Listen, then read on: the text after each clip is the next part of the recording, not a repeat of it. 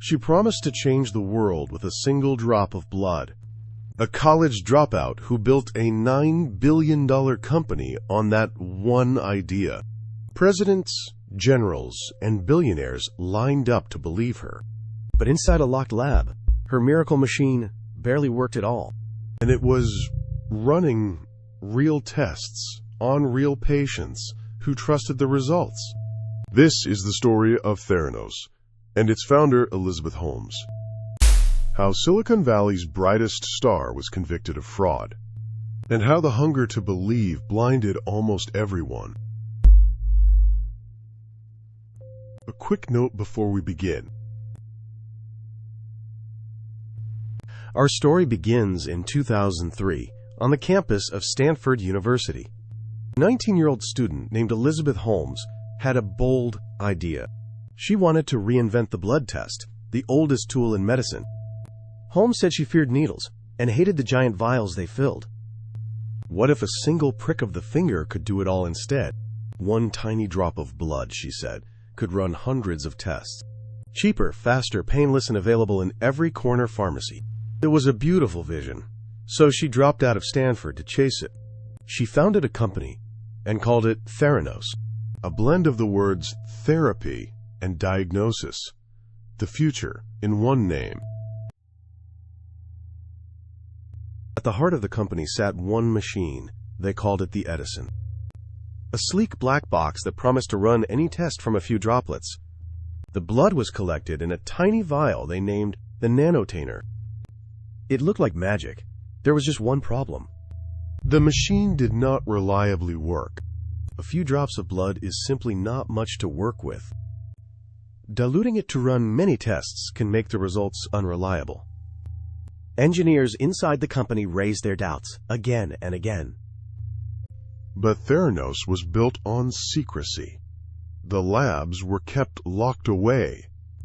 Even investors were rarely allowed to see the machine actually run. Instead, they saw a polished demonstration and a confident founder. And the world wanted to believe. The money began to pour in. Theranos raised more than $700 million.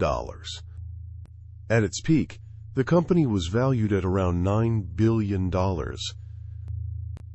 On paper, Holmes became the youngest self-made female billionaire alive. She graced magazine covers, hailed as the next Steve Jobs, and she assembled a board unlike any other in business. Former secretaries of state, a future secretary of defense, generals, towering names from politics and the military. But almost none of them were doctors or scientists. Her investors were media moguls and billionaire families, not the biotech experts who might have asked the hard questions. In 2013, Theranos struck the deal that would make it real. A partnership with a giant national pharmacy chain. Wellness centers, right inside the stores, offering Theranos tests. Now ordinary people could walk in and have their blood drawn. A quick prick of the finger and answers about their health. Patients trusted those results. Doctors made decisions based on them. It was the moment the vision touched real human lives. And that is exactly when the gap between promise and reality mattered most. Because behind the wellness counter, the truth was very different. Most patient tests were not run on the famous Edison machine at all. They were run on ordinary, modified commercial analyzers. Very machines Theranos claimed to have made obsolete. And to fit the tiny finger prick samples, the blood was diluted, which could push results outside the range a doctor could trust. Some patients received alarming results that were simply wrong. Running the company alongside Holmes was Ramesh Balwani, known as Sunny, the chief operating officer and her secret partner. Former employees described a culture of secrecy and fear. Question the machine and you could lose your job or face the lawyers. But fear could not silence everyone. A handful of young employees could not live with what they had seen.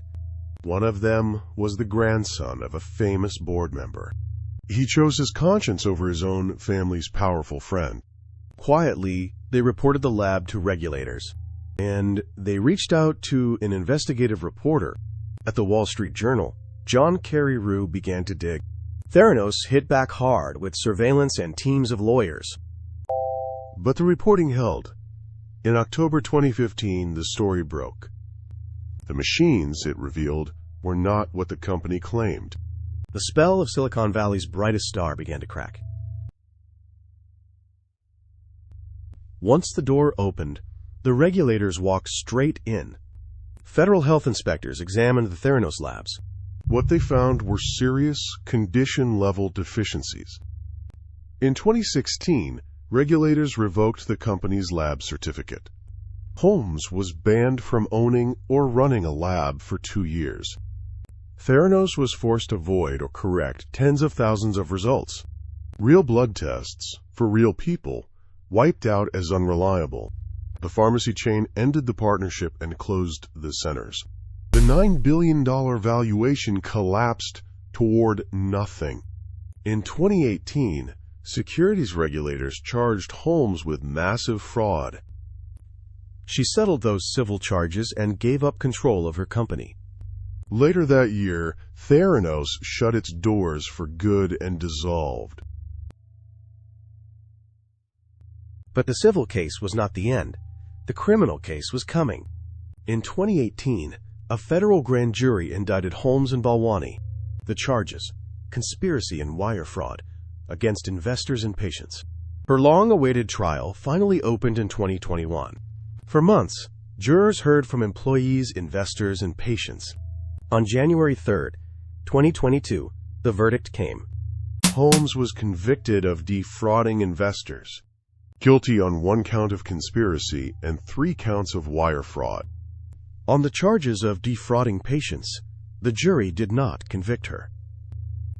She was sentenced to more than 11 years in federal prison and ordered, with Balwani, to repay over $400 million. Balwani was tried separately, convicted, and sentenced to nearly 13 years.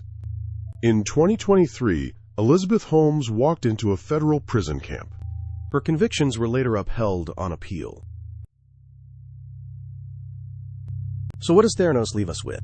First, a story can become so seductive that people stop checking it. Famous names and a bold vision are not the same as evidence. Second, secrecy is not a sign of genius. It is a place fraud can hide. A real breakthrough can survive being tested in the open. Third, when the product is human health, the cost is not just money. Real patients were given results they were told they could trust. And it took a few people of conscience to bring the truth to light. On the fraud terrain, we follow the money and we expose the fraud. If this story gripped you, subscribe and tell us which case we should uncover next.